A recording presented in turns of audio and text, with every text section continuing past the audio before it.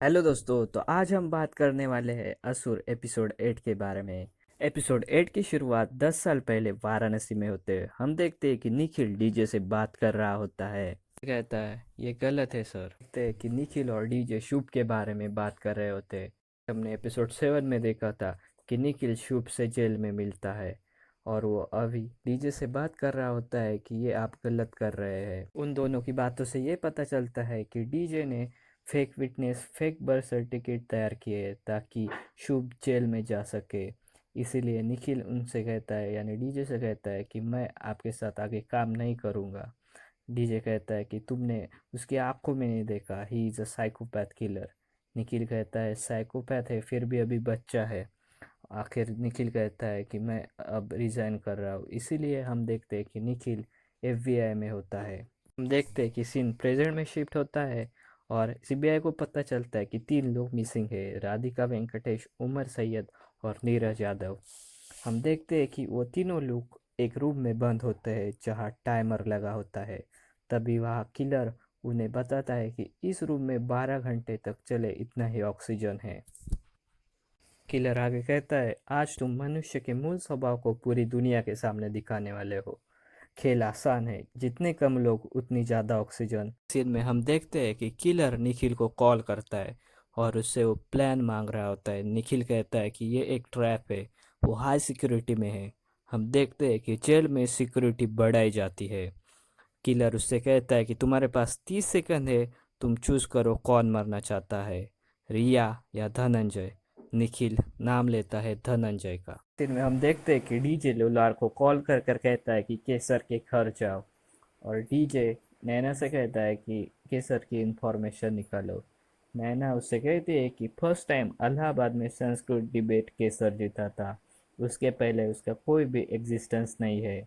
वो आगे कहती है कि 3 सितंबर 2008 को वो ये डिबेट जीता था। इसके ऊपर कहता है कि जेल में आग लगने के 6 महीने बाद, मतलब जब 10 साल पहले शुभ जेल में था उसी वक्त जब आग लगी थी। नैना आगे कहते हैं कि केसर का बर्थ सर्टिफिकेट भी फेक है और केसर की कोई फैमिली रिकॉर्ड भी नहीं है। देखते हैं कि सीन अब चेंज होता है। निखिल पेंसिल से अपने नोज को इंजर्ड कर देता है, इसीलिए किलर उसके लिए एक ग्लास वाटर लेकर आता है।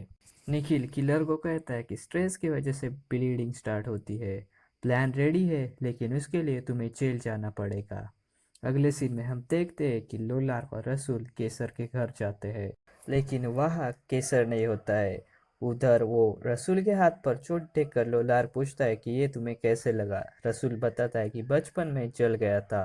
लोलार इसके ऊपर कहता है 2 साल से हम काम कर रहे हैं लेकिन आज मैंने देखा। लोलार्क रसूल पर डाउट करने लगता है। अगले सीन में हम देखते हैं कि डीजे नैना को कहता है कि केसर का फिटमेंट है, उसके उसे तुम ट्रेस कर पाओगी। नैना कहती है कि दिल्ली में तो ऐसे बहुत सारे होंगे। डीजे उसे वो वक्त बताता है जब केसर उससे मिलने आया था। नैना उस वक्त पर एक फिटमेंट मिल जाता है और उसका लोकेशन वो ट्रेस करती है, तब उसे केसर का लोकेशन मिल जाता है। वो लोकेशन वो रसूल और लोलार को भेज देते हैं। लोलार टीम के साथ उस जगह जाकर केसर को अरेस्ट करता है। तभी उसे कॉल आता है कि 2 पुलिस मिसिंग है। वो और रसूल उस लोकेशन के लिए निकलते हैं। अगले सीन में हम निखिल को देखते हैं। वो फिंगरप्रिंट निकालने में लगा होता है जो ग्लास किलर ने उसके यहाँ रखा होता है। हम देखते हैं कि निखिल टैबलेट की पाउडर बनाता है और वो पाउडर फूंक कर ग्लास पर फैलाता है। फिर वो बुक से एक कवर लेकर ग्लास को लगाता है और ग्लास को अंदर से हीट देता है। हम देखते हैं कि आखिरकार निखिल को किलर की थंब इम्प्रेशन उस पेपर पर मिल जाती है। निखिल उस डोर के पास जाता है और उसने पासवर्ड पहले ही देख लिया होता है। वो पासवर्ड डायल करता है और थंब इम्प्रेशन उधर लगाता है। उसके बाद वो वहाँ से बाहर आ जाता है। अगले सीन में हम देखते हैं कि किलर जेल में जाता है। वो वहाँ वॉलीबॉल खेल रहा होता है, अचानक से बॉल दीवारों के बाहर फेंक देता है। भी वहाँ एक लड़का आकर उस बॉल को चेंज कर देता है। फिर पुलिस बाहर जाकर बॉल को लेकर आते हैं। देखते हैं कि ये वही बॉल होता है जिसमें किलर ने चाकू और थैली में कुछ पैक किया होता है। देखते हैं कि किलर उस बॉल को लेकर जाता है। वो बॉल को खोलता है, अंदर चाकू होता है और कपड़े में केमिकल सब्सटेंस होता है जिससे कि आग लग सके। किलर उस कपड़े से अपना चेहरा ढक देता है और जो केमिकल सब्सटेंस होता है उसे टेस्ट करता है। अगले सीन में हम देखते हैं कि निखिल बाहर आता है। वो स्क्रीन पर 3 लोगों को रूम में बंद दिखता है। निखिल वहां से कांटेक्ट करने की कोशिश करता है लेकिन वहां से किसी को भी कांटेक्ट नहीं हो पाता है, इसलिए आखिरकार निखिल उधर से निकल जाता है। अगले सीन में हम देखते हैं कि रूम में फंसे लोगों के पास 5 घंटे से भी कम टाइम होता है। वो लोग बोल रहे होते हैं जितने कम लोग उतना ज़्यादा ऑक्सीजन। तभी नीरज कैमरे को देखकर कहता है कि हम तुम्हारे जाल में फंसने वाले नहीं है। और हम देखते हैं कि टाइमर की स्पीड बढ़ जाती है और 2 घंटे से कम टाइम बचता है। अगले सीन में हम देखते हैं कि लोलार्क और रसूल पुलिस गायब हुए थे वहाँ जा रहे होते हैं, मतलब जहाँ निखिल बंद था। लोलार्क को डाउट आने लगता है रसूल पर, इसलिए लोलार्क पूछता है कि तू रसूल तो नहीं है, कौन से कॉलेज में पढ़ा है, 3 दोस्तों के नाम बता, ऐसे सवाल पूछने लगता है। लोलार्क रसूल को अपने एक दोस्त को फोन लगाने को कहता है। लोलार्क जब उससे फ्रेंड से बात करता है तब उसे कुछ भी एविडेंस नहीं मिलता है जिससे ये प्रूफ हो सके कि ये शुभ है। उसके बाद रसूल कहता है कि इधर से ही हमें वो जगह मिलेगी जिसके तुम्हें लीड मिली है।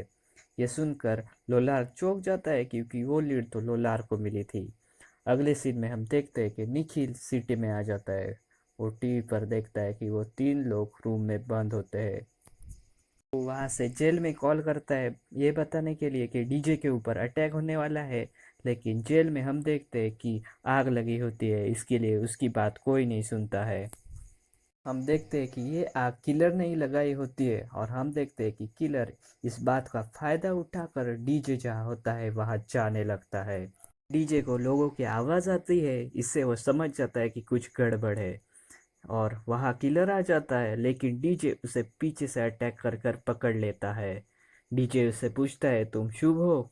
किलर बताता है शुभ तो हम सब बनना चाहते हैं लेकिन कोई बन नहीं सकता।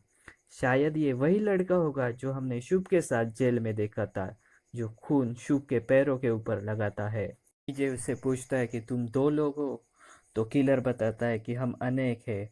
वो आगे बताता है कि जब मैंने तुम्हारे बीबी को मारा था और उसे ओवन में डाला था तब वो जिंदा थी। ये बात सुनकर डीजे गुस्से से चाकू से उस पर वार कर देता है।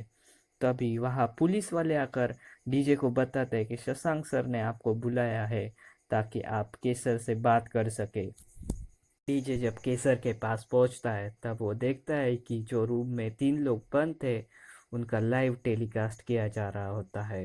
डीजे केसर को ट्रूथ सीरम देता है। नुसरत उसे कहती है कि पूरा ट्रूथ सीरम देगे तो ये मर जाएगा।